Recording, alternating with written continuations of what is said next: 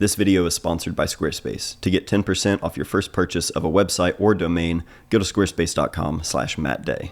In case you missed last week's video, I shared that I bought the Leica M11 about a month ago, and I've been using this thing every day, and today, as promised in that video, I'm going to be sharing my first month of pictures with the camera. For context, all of the photos were shot with either the 35 Summicron or the 50 Summilux. These are the only two lenses that I own, and as far as the resolution goes, I shot this entire first month at the large DNG, the 60 megapixel, also known as the big dogs. I shot the whole first month at the full resolution just to basically give us a good amount of real-world practical examples, so that way here in a little bit we'll jump into Lightroom and we'll zoom in and just see exactly what this sensor can do. But for now, here are some photos that I've made over the last month.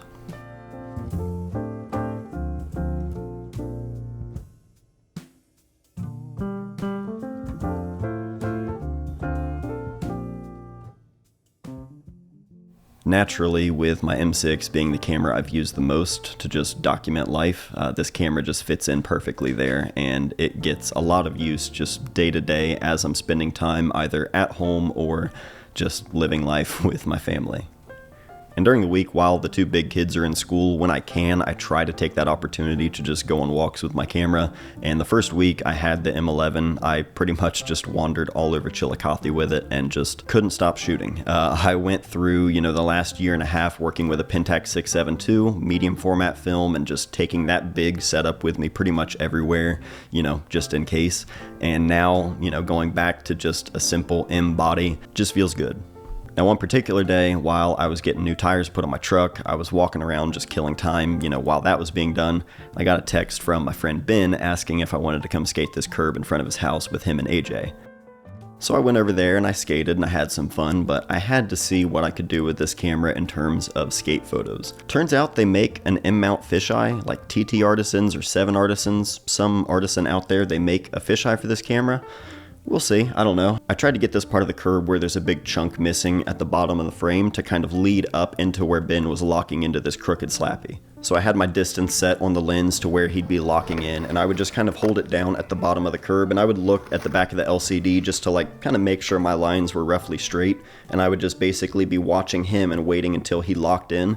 As soon as he did, I would just shoot and just pull the camera away. Now, if I had a fisheye, I could get way underneath and way closer than I did with, a 35mm lens.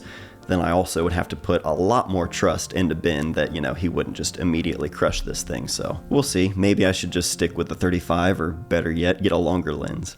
The following day, I was on another walk around town and just sort of in my own world, making pictures of little things, just sort of daydreaming. And then all of a sudden, it was basically like from where I was standing, I glance up and in front of me there's this house with tons of smoke coming out, and without even thinking about it, I just sort of immediately pulled up a camera, took this picture, and then started crossing the street to get closer and see what was going on.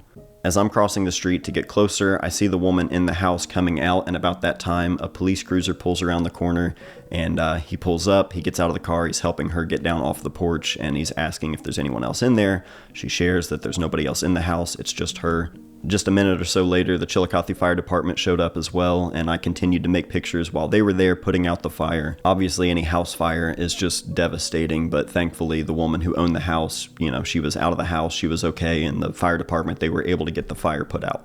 And I really had no reason for making the pictures at all. It wasn't like I was there on assignment for the paper or anything. I just thought, I'm here, I have my camera, and I'll just give them to the local paper, the archive, I thought about making prints for the fire department and just dropping some prints off of them working in there just so they can, feel seen, I guess, or appreciated. I feel like that's where the majority of my pictures will really be most useful in my lifetime, I guess, Books and prints and zines and all that stuff, at the end of the day or at the end of my life, I would say, I would probably guess that the vast majority of the pictures I make will probably be most useful specifically just for my local community here. Just to serve as that sort of document, that archive of someone actually living here and being a part of the community. As much as I just love Chillicothe and making pictures here, I do hope that, in the long run, the photos will give back. A few nights ago, I got to check out this abandoned farmhouse with my friend Ben. It's on a farm that his family owns, and we kind of caught the last bit of light that evening just riding around the farm and just had a great time. So that's what the last month for me with the M11 has looked like. Obviously, a lot of black and white, to no surprise there. But we're going to jump into Lightroom now. I'll show you some untouched RAW files. You can see what the colors look like straight out of camera and just see exactly what the sharpness is like with these lenses and with this sensor. A lot of people are saying they have to use faster shutter speeds than they normally would, specifically with these cameras, just to accommodate for that. So I kind of wanted to test that out and actually put it to use in practice and just see how sharp I could get without in-body image stabilization and using relatively slower shutter speeds handheld. This photo here I shot specifically just to see if I could get a sharp photo with a slow shutter speed. I was walking into the pharmacy one night, nothing exciting, it's just a photo of a random car here. Unless this is Instagram, then it's cool, but I have this shot at 1/12 of a second, 35mm f6.8, ISO 1600. So those are my settings here. A 1/12 of a second, no IBIS, no tripod, I just had the camera around my neck in front of me, just trying to hold it as still as I could. Right here, it looks pretty sharp. If we zoom in at 100%, that to me looks pretty sharp. At a 1/12 of a second, f6.8, I mean, I can see every little stitching here in the dash, the stippling here on the steering wheel, and that's just right out of the camera. I found these files are pretty contrasty right out of the gate. If I pull the contrast back to say 50, let's then zoom in again and you can see how much detail is still there in those shadows and how sharp it is all the way through there. I mean, seems pretty sharp to me. We'll grab another one here. This was shot at f5.6 at 1/20th of a second, ISO 800.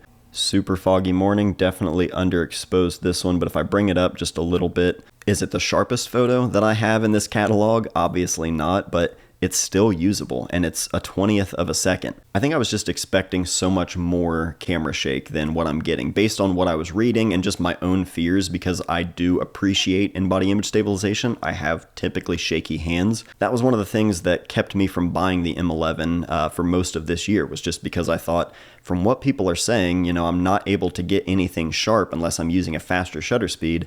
It sounded like it would be pretty limiting, but so far, just through my own use, I think it's okay.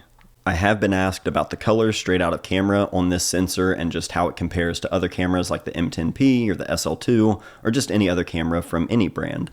And I'm not really the best person to ask about color. I pretty much always shoot in black and white on the camera, typically always doing black and white editing in post. But if I had to just give any information on the color, straight out of camera, I found that I just have to adjust the tint a little bit in the white balance and just add a little bit of green or take away some of the magenta. It just seems to have a slight more magenta color than I'm used to, I guess, or than what feels natural to my eye. But nothing crazy. I mean, I think, for instance, on this file here, it does look a little bit too pink to me. If I just pull it back maybe 5 or 6 points, that looks better to me. So it's a really subtle change and subtle adjustment. If I were doing color, that's probably something I would find myself doing pretty regularly. So not a big deal, but I'm trying to find anything I can that would be useful. And I don't shoot much color, but that is something I've noticed. I also wanted to share this photo because it's another one that just kind of blew my mind.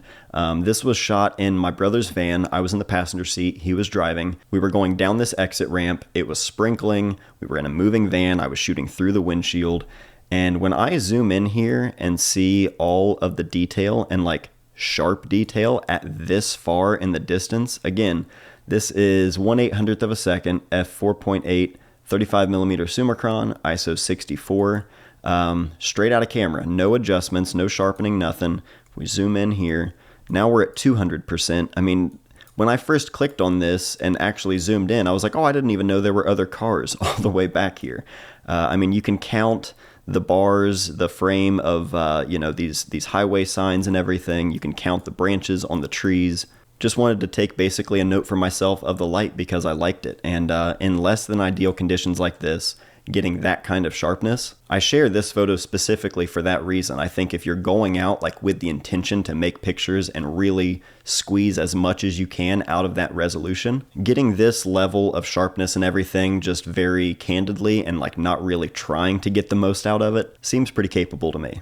Before I wrap up and give you some final thoughts on this video, I'm going to take a minute to pay some bills and thank our sponsor today, which is Squarespace. You guys already know I've been using Squarespace's service for years, way before they ever sponsored my channel, because they truly are the best all-in-one place to build a website. No matter what your needs are or what kind of business you run, Squarespace has something for everybody with all of the features you could possibly need built right in. For photography, it's pretty much a no-brainer. It's a great way to actually get your portfolio or a gallery or series of images together rather than being just thrown together in the middle of some algorithm. On top of that, you could manage all of your email campaigns. You could run an online store selling physical or digital products. They're constantly adding new features and tools to Squarespace, and everything is incredibly easy to use. Of course, if you need help with anything, they have 24/7 award-winning customer service, so they're always ready to help. Try Squarespace out for yourself entirely free at squarespace.com, but when you're ready to sign up, go to squarespace.com/MattDay. That'll get you 10% off your first purchase of a website or a domain. Thank you again to Squarespace for sponsoring this video. So that's been my first month with the M11. I hope you enjoyed this video, the other video as well. There was so much to cover and a lot to get into.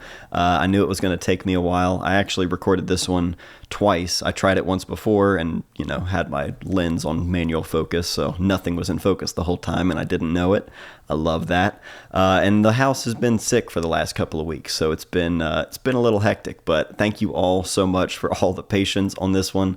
I've been excited to share everything, but yeah, it's been crazy. It's my birthday today. Actually, when this video goes up, it'll be my 32nd birthday. So thank you all so much for spending my birthday with me today. If you're watching this when it goes up, if you're watching it a year from now or 4 years from now, what's life like? Are things better? Let me know if you have any other questions or comments, anything else about this conversation. We'll keep it going in the comments down below. That's it for this one, though. I love you all. Thank you so much for everything, and I'll see you all soon.